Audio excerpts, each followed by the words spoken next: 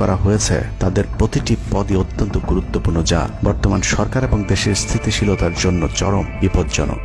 কতটা বিপজ্জনক সেটা জানতে চলুন শুরুতেই যে প্রলয়ঙ্কারী ঝড়ের কথা বলেছিলাম সেখানে ফিরে যাওয়া যাক। ভারতীয় গোয়েন্দা সংস্থা 5 তারিখের পর থেকে দেশে নানাভাবে একটা সাম্প্রদায়িক দাঙ্গা বাঁধানোর চেষ্টা চালিয়ে যাচ্ছেন, যেটাকে কেন্দ্র করে বাংলাদেশে একটা সামরিক অভিযান চালানো যায়। এই দাঙ্গা বাঁধাতে ভারতীয় গোয়েন্দারা আওয়ামী লীগ, হিন্দু এবং ইসকনকে কিভাবে ব্যবহার করছে সেই পরিকল্পনার ছক এখন বাংলাদেশি গোয়েন্দাদের হাতে। একটি গোয়েন্দা সংস্থা থেকে যেসব তথ্য আমার কাছে পৌঁছেছে তা রীতিমতো এই দেশের অস্তিত্বের জন্য হুমকি স্বরূপ। আওয়ামী লীগ, হিন্দু আর ভারতের এই চক্রান্ত যদি সঠিকভাবে মোকাবেলা করা না যায় তাহলে অচিরেই বাংলাদেশের অবস্থা হবে হায়দ্রাবাদের মতো। জননেত্রী শেখ হাসিনাকে দেশ থেকে সরে যেতে বাধ্য করেছেন। বাংলাদেশকে নিয়ে ভয়ঙ্কর এই চক্রান্তে জড়িত আওয়ামী লীগ, সনাতনী এবং ইসকনের অন্তত 40টি হোয়াটসঅ্যাপ গ্রুপ এবং জুম মিটিং এর ভিডিও হাতে পেয়েছে গোয়েন্দারা। গোয়েন্দাদের কাছে প্রাপ্ত এসব তথ্যে যা উঠে এসেছে তা আটকে ওঠার মতো।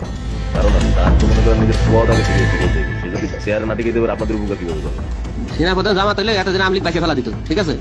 এটা তো আমাদেরও আওয়ামী লীগেরও একটা গেম হতে পারে, বলা যায় জামাত শিবিরের উপরে সব চাপা দিতে পারে, এটাও হতে পারে। এসব গ্রুপগুলোতে রীতিমতো বাংলাদেশের বিরুদ্ধে যুদ্ধের প্রস্তুতি চলছে। গ্রুপে তাদের সাথে সাবেক আওয়ামী লীগ সরকারের শীর্ষস্থানীয় নেতা থেকে বর্তমান সেনাবাহিনীতে চাকরিরত জেনারেল পর্যন্ত মাঝে মধ্যেই নাকি যোগ দিচ্ছেন। নানক ভাই থেকে শুরু করে আমাদের সুজিত দা, তারপর আরো অনেক টপ লেভেলের যারা মন্ত্রী, মিনিস্টার, প্রতিমন্ত্রী, তারপরে ইভেন কামাল ভাই। তো এখন বিষয়টা হচ্ছে যে ইভেন রাষ্ট্রপতি যে একেবারেই মানে কি বলে তার যে একেবারে মানে রাইট হ্যান্ড সচিব, উনিও আমাদের সাথে 2 দিন জয়েন করছেন। তো এখন ওনারা আসলে ভালো হইতো, যারা যারা আসেন আসলে ভালো হইতো। অনেক আমাদের এখানে প্রায় 12 থেকে 13 জন আপনার এমপি এসে কথা বলেছেন, যেটা আপনারা জানেন না, ঠিক আছে? বাংলাদেশে একেবারে টপ লেভেল সামরিক বাহিনীর 4 থেকে 5 জন জেনারেল লেভেলের লোকজন ওনারা এসে এখানে বসে থেকে আমাদের লাইভ শুনে গেছেন। আমাদের প্রধানমন্ত্রী উনি নিজে এসে বসে থেকে গেছেন। গ্রুপের সবচেয়ে ভয়ঙ্কর তথ্য পাওয়া গেছে ভুয়া মুক্তিযোদ্ধা জেডাই খান পান্নার মেসেজ থেকে। আওয়ামী এই আইনজীবী শহীদ সাইফুল ইসলাম আলিফের হত্যাকাণ্ড নিয়ে চাঞ্চল্যকর তথ্য দিয়েছে জেডাই খান পান্না। একটি চ্যাটিং এ তিনি লিখেছেন, দাড়িওয়ালা উকিল বেশি হয়ে গিয়েছে, আরো 2-1টারে খেয়ে দাও, আদালতে আমরা আছি, এখন অল্প কয়েকদিন জেলে থাকলেও 30 তারিখের পরে পুরস্কার পাবা। আরেকটি মেসেজে তিনি লিখেছেন, সুযোগ হাতছাড়া হয়েছে তোমাদের কারণে, কালকে সব হয়ে যেত। পরিকল্পনা ছিল কুপিয়ে মারার পর হিন্দুদের বাড়িতে হামলা হলে ভারত থেকে ট্রুপ চলে আসবে। ওরা যেহেতু হামলা করেনি, তোমাদেরই উচিত ছিল নিজেরা নিজেদের বাড়ি ঘরে আগুন দেওয়া। পেছনের ঘটনা বাদ দিয়ে 30 তারিখের পরিকল্পনায় মনোযোগী হও সবাই। শহীদ আলিফ হত্যাকাণ্ড নিয়ে আরেকজন লিখেছেন, কালকে আদালতে একটা লাশ পড়বে, হিন্দু ভাইদের পাশে আমাদের সবাইকে থাকতে হবে, ব্রিগেড মেজরের কমান্ড মেনে চলতে হবে। 30 তারিখের কর্মসূচি নিয়ে গ্রুপটিতে সশস্ত্র যুদ্ধের মাধ্যমে দেশ দখলের ভয়ঙ্কর সব আলোচনা করার ভিডিও হাতে এসেছে আমাদের। তারা বাংলাদেশ অস্ত্রগুলি আনছে, এই অস্ত্রগুলি কোথায় আছে আমার কাছে অলরেডি খবর এসেছে। আমি নিউজ দিচ্ছি গোয়েন্দাদের মাধ্যমে, তারা বলেছে 5,000-এর বেশি তারা অস্ত্র আছে, M60 রাইফেল, সাইবার রাইফেল আছে, 47 রাইফেল আছে, তাদের কাছে অত্যাধুনিক শটগান আছে।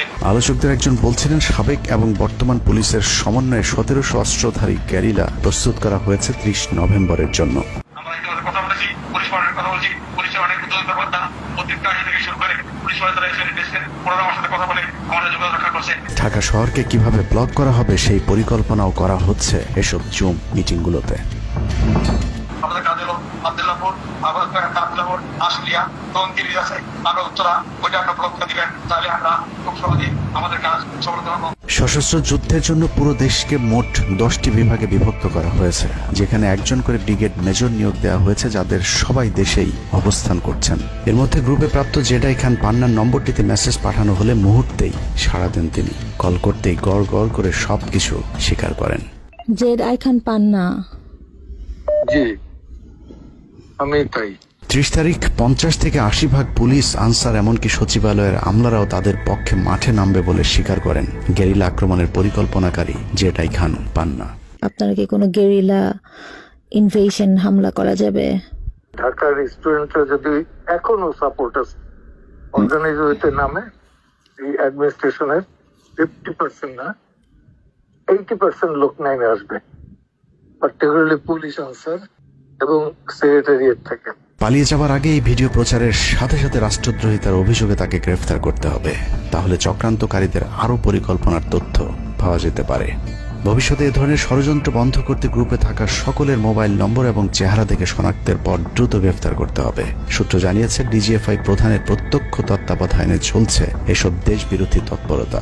আর্মিকে ম্যাজিস্ট্রেসি পাওয়ার দেয়া হলেও তাদেরকে ক্ষমতা প্রয়োগ করতে দেওয়া হচ্ছে না, যে কারণে আওয়ামী লীগ নেতারা বেশিরভাগ এখনো দেশে থাকলেও তাদেরকে ধরা হচ্ছে না। অতএব সেনাবাহিনীর উচ্চপদস্থ হাসিনাপন্থী অফিসারদেরকে দ্রুত সেনাবাহিনী থেকে সরাতে হবে। 5 তারিখ সেনাপ্রধান যে ভূমিকা রেখেছেন তার জন্য তিনি অবশ্যই প্রশংসার দাবিদার, কিন্তু সেনাপ্রধানকে প্রমাণ করতে হবে তিনি আসলেই নায়ক নাকি খলনায়ক। 5 তারিখের পরেও সেনাবাহিনীর গুরুত্বপূর্ণ পদগুলোতে রদবদল না করা এবং গুম খুনের সাথে জড়িত অফিসারদের বিরুদ্ধে কোনো ব্যবস্থা না নেওয়া সহ বিডিআর হত্যাকাণ্ডের বিষয়ে দৃশ্যমান কোনো পদক্ষেপ না নেওয়া খুবই সন্দেহজনক। সূত্র জানিয়েছে, সেনাপ্রধানের স্ত্রীর সাথে প্রতিনিয়ত শেখ হাসিনার যোগাযোগ রয়েছে। অতএব সেনাপ্রধানকে দ্রুত তার অবস্থান পরিষ্কার করে সেনাবাহিনীর গুরুত্বপূর্ণ পদগুলোতে নতুন করে নিয়োগ দিতে হবে। সেনাবাহিনীর জুনিয়র এবং মধ্যম সারির অফিসার এবং সৈনিকদের সবসময় দেশের স্বার্থে যুদ্ধের জন্য প্রস্তুত থাকতে হবে। মনে রাখতে হবে, সেনাবাহিনী আমাদের আস্থার প্রতীক। সিনিয়র অফিসারদের দেশবিরোধী আদেশ এলে সৈনিকদেরকে নিয়ে তাদেরকে প্রতিহত করতে হবে। মনে রাখতে হবে, সংখ্যায় আপনাদের মতো দেশপ্রেমিকদের সংখ্যাই এখনো সেনাবাহিনীতে বেশি। দেশের যে কোনো প্রয়োজনে সেনাবাহিনী যদি জনগণকে ডাক দেয়, তাহলে এ দেশের প্রতিটি মানুষ জীবন দেওয়ার জন্য প্রস্তুত রয়েছে। ডক্টর মোহাম্মদ ইউনূসের পাশে থাকা ভারতীয় গুপ্তচর আসিফ নজরুল, মিলিটারি সেক্রেটারি ফেরদৌস হাসান সেলিম এবং প্রেস সেক্রেটারি শফিকুল আলমকে দ্রুত সরাতে হবে। প্রধান উপদেষ্টার সাথে ছাত্র নেতাদের সাক্ষাতের পথ সহজ করতে হবে। আসিফ নজরুলরা অসৎ উদ্দেশ্যে মাহফুজ আলমকে তার পাশ থেকে সরিয়েছে। অতএব যত দ্রুত সম্ভব মাহফুজ আলমকে আবারও বিশেষ সহকারীর পদে ফিরিয়ে আনতে হবে। গুরুত্বপূর্ণ যে কোনো সিদ্ধান্তের ক্ষেত্রে নাহিদ এবং আসিফদের মতামত প্রধান উপদেষ্টাকে গুরুত্বের সাথে নিতে হবে। জেডাই খান পান্নাদের ষড়যন্ত্র এবার সফল না হলেও এই ষড়যন্ত্র চলতেই থাকবে। বাংলাদেশের প্রতিটি মানুষকে চোখ কান খোলা রাখতে হবে, মনে রাখতে হবে শত্রু আপনাদের ঘরের কোণেই। ভারত যদি বাংলাদেশে আক্রমণ করে, তাহলে সবার আগে আওয়ামী লীগ আর শ্রীকৃষ্ণের ভক্তরাই আপনার গলায় ছুরি ধরবে। অতএব শত্রুরা যেন আবারও বাংলাদেশের স্বাধীনতাকে ভারতের কাছে বিক্রি করতে না পারে, সেদিকে সবাইকে লক্ষ্য রাখতে হবে। আল্লাহ হাফেজ।